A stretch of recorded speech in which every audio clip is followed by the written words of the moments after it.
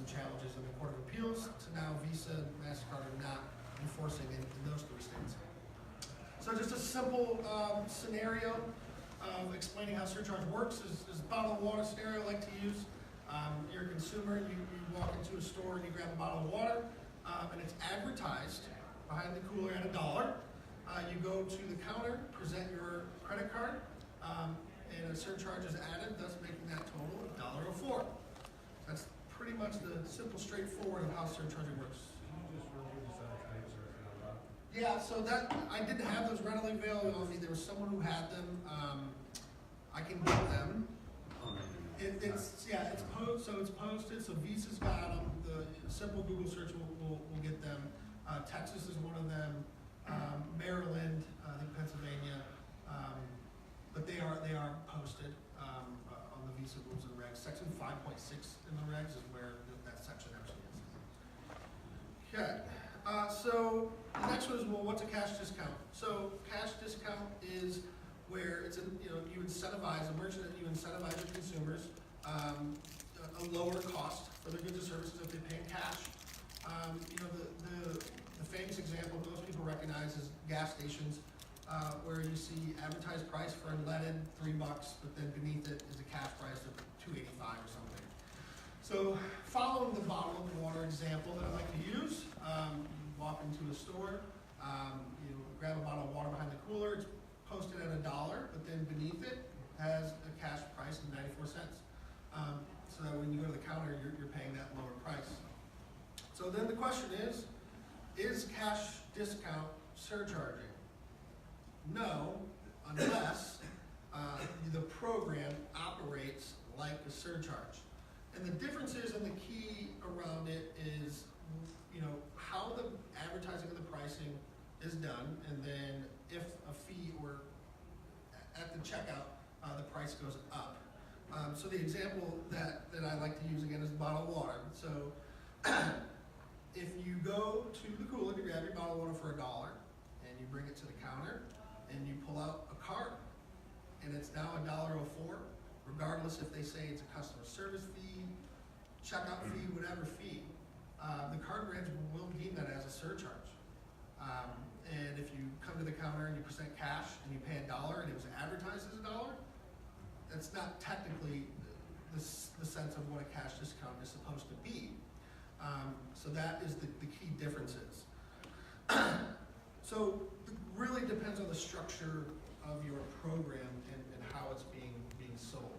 So really the question comes down to, if the service fee is being added after you go to the counter and present your card, but then waived when using cash, technically the card branch will still view that as a surcharge, which there are rules set forth by the card branch that mention, right, there's 7 states you're not allowed to do this in, and that is why we have a conversation around this topic, right? A lot of folks say cash discounting is not surcharging, and that is true, except if the program is operating like a surcharge.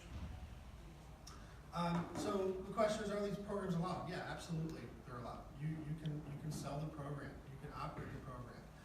And in my experience, working through this last year and a half, my team, my company is operating this program, but we chose to understand, the risks around it, and we're operating it like a surcharge program, regardless if we're marketing as cash discounting or marketing it in any way. So the program you can certainly do. You just want to understand there are 7 states right now that have state laws in the books that do not allow surcharging.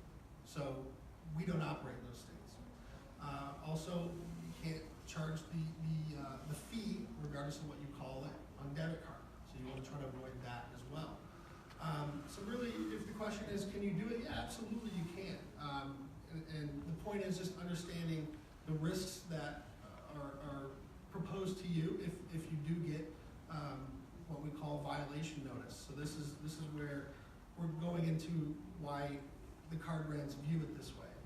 The card brands look at how your program is structured, and if they deem it as surcharging, they don't care what you call it. So if you are operating in these 7 states, or let's say your merchant applies the fee on to a debit card, you're subject to card brand enforcement which you get violation notices that go through the sponsor banks and down to the compliance team, and essentially what they tell you you need to do is your merchant needs to sign an attestation that they're going to get compliant and follow the rules within 30 days, or you risk losing your merchant account. So those are the things you want to take into consideration if you're looking at this program. So the question is it legal? It is. The true sense of cash discounting, where the scenario where you have a posted price of 96 cents for the bottle of water, and for the cash price, and then $1, where the price goes down, that's legal in all 50 states. You can do that anywhere. Where the price goes up at checkout, that's where it could be subject to be called a surcharge. It's not allowed in those 7 states currently. So that is one legal aspect to it. So the things that we recommend before, if your companies are doing it, is just understanding the differences, understanding the risks. A lot of folks always ask, well, how come these people get away with it, or these guys are selling in these states, and that certainly does happen. And unfortunately, the enforcement around this isn't greatly spread. So you're going to get some merchants who just get away with it. You're going to get some ISOs who get away with it. But for you, just understand what risk you play if you do operate in that space. So the final thoughts are you certainly can do it. Just understand the risks. How is it going to impact your competitiveness, and how is it going to impact your merchants? So I know last session there were a lot of questions, so I'll stop now and open it for, looks like we'll start right here. So I have a question regarding the surcharge. There are various terms, right? There is surcharge fees, there's a convenience fee, there's a service fee. Are all these the same or different? No, they're different actually. They are structured a little bit different. So a surcharge is typically a percentage, right, on your gross sale. It's not restricted by MCC. You can apply surcharge on card present or card not present. For convenience fees, Visa really separates those out, where convenience fees are more geared for your utility and government type organizations, and those are applied more at like a flat rate, like $2, regardless if it's a $100 sale or a $1,000 sale. And then those are restricted to particular MCCs. So they are different, and you would want to research how they operate, because one's percentage, one's flat rate, one you can do in these MCCs, the others you don't have restrictions, but then each of them have their own set of guidelines. Surcharge fees applicable for all card brands or only specific card brands? Yeah, so that's one of the rules, actually, is if you are going to surcharge, regardless if you call it cash discount, don't really care. If you're going to surcharge, you're not allowed to pick and choose by card brand or by card issuer. So you can't say, I'm going to charge 4% for this Visa business card, but only 2% for this MasterCard, consumer credit. If you're going to apply it, they state that you can't pick and choose which one you're gonna apply the fee on. Now the one rule is you cannot apply it on debit. Yeah. Yes. How do you do debit restrictions? Do you do that? Yeah. So debit restrictions. Great question. And I would ask this question to you: is do you want to rely on your merchant doing the restriction, or do you want to try to solve it in a product software type of way? That's typically the best way. Is if your point of sale software, or whether it be the front end, well, obviously it has to be the front end authorization. If there's a way to set bin ranges and prevent that, or again at the point of sale software, that would be ideal of how you would control that. You don't want your merchant to have to figure out if it's a credit or debit, right? Especially, you got store clerks that may not understand the difference. So I do know there are a lot of point of sale vendors that do, like we got one in the front row, that they can certainly set the switch and prevent the service fee or whatever you want to call it, surcharge, being added on those debit bins, regardless if you run it on the credit rails or with a PIN number. So do you guys do bin restriction? Yeah, we do. So when they build files, they remove it from those bin ranges and obviously from any PIN-based transaction. So then it's not POS required? Yeah. So yeah, there's different ways to do it. Yeah. What else? Can the merchant, if the customer disputes it with the merchant, then the merchants would just pay for that, so, the cash discount? So Or when. can they split it too? So, I guess it depends on how it's ran. So you have different ways surcharges applied, depending on the processor you're using. You can actually pass the surcharge as like a separate item in there. So typically when a dispute comes in, that's left alone. But if you have point of sale software that's rolling it into the total, it could end up being included in that dispute.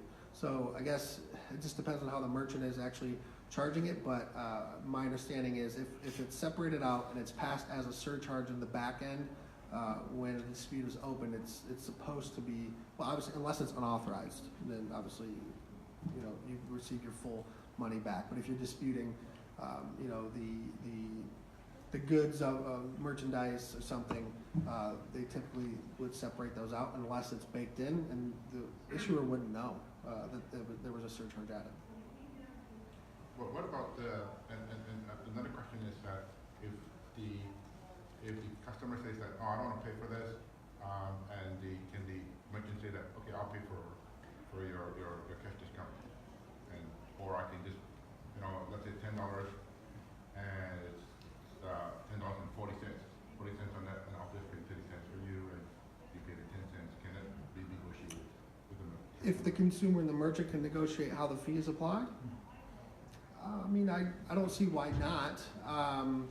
You know, I know there are some ISOs out there that do advise, you know, their merchants if they get a customer that would rather split it up. I mean, you can, so I don't know of any compliance rules around preventing that per se. Yeah. Can the merchant choose who he wants to apply the, basically the surcharge to? No. He can't say, okay, you don't get a surcharge, but the next day you can surcharge. Yeah, that's technically not allowed. No, unfortunately, that'd be really hard Why to. would that be allowed? I mean, he's got regular customers all the time. that- Oh, so you're saying if they just want to, if they want to just Why would you let waive it? somebody else? I mean, I guess then the argument could be, well, I'm gonna let my buddy pay half price on everything and just change the price, and, you know, that's certainly allowable, right? I don't know if there's necessarily language that, says you can't pick and choose the customer, but if your question is, well, hey, I got a friend and I don't wanna charge them that, well, I mean, I guess that'd be between you and that consumer. But the general rules that they lay out is, you know, they don't want you separating out by issuer, separating out by card brand. If you're gonna charge, it's across the board. But if it's a one-off scenario that you're describing, I don't know of any set rule, you know, around choosing who you're, yeah. Yes. So as I understand, the cash discounts is something which is very local to the merchant, based on what they're selling and then what they want to offer on the cash price, right? Yeah, no, so that is where, you know, so this really originally was set. Oh, sorry, you wanna Yeah, maybe my turn it? question is the cash discount is something is very local to the merchant. And following that, what does the card brands have role to play? Yeah, so the question was around the discount that the merchant sets is local to them or unique to them, and is there any card brand rules around how they apply that? And the answer to that really is the program, or just the general sense of cash discounting, is applied for merchants to have more leeway to how they set prices, right? And accept, you know, the different forms of payment from their consumers. So there's no rules from the card brands that says if you're going to do a cash discount, it must be within this variance.